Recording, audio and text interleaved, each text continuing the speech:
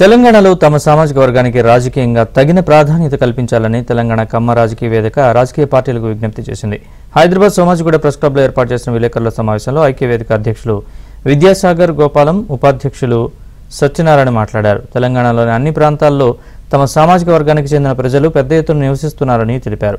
కొన్ని నియోజకవర్గాల్లో గెలుపోటముల్ని ప్రభావితం చేసే స్థితిలో తమ సామాజిక వర్గం ఉందన్నారు.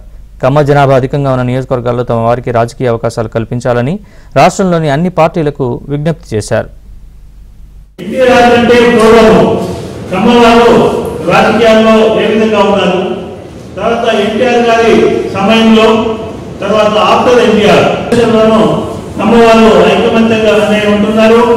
రాజకీయంగా ప్రాధాన్యత కలిగి ఉంటున్నారు. ఇక దీంతో పాటు సమాజంలోని అన్ని వర్గాలతో కలిసి మెలిసి ఐక్యంగా సోదర భావంతో పనిచేస్తున్నామంటే అది కమ్మవారికే చెందుతుంది. ఎన్టీఆర్ కంటే పూర్వము కమ్మవారు అనేక మంది శాసనసభలో ప్రతినిధులుగా ఉన్నారు. సుమారు ఉమ్మడి ఆంధ్రప్రదేశ్లో 40 మంది దాకా కమ్మవారు ఉండేవాళ్ళు.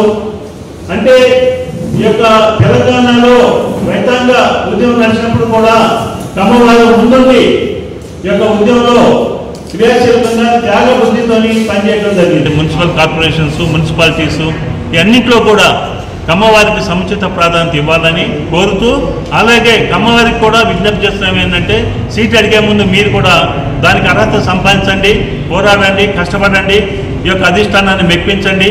దానికి మా వంతు కృషి కూడా మేము చేస్తామని చెప్పేసి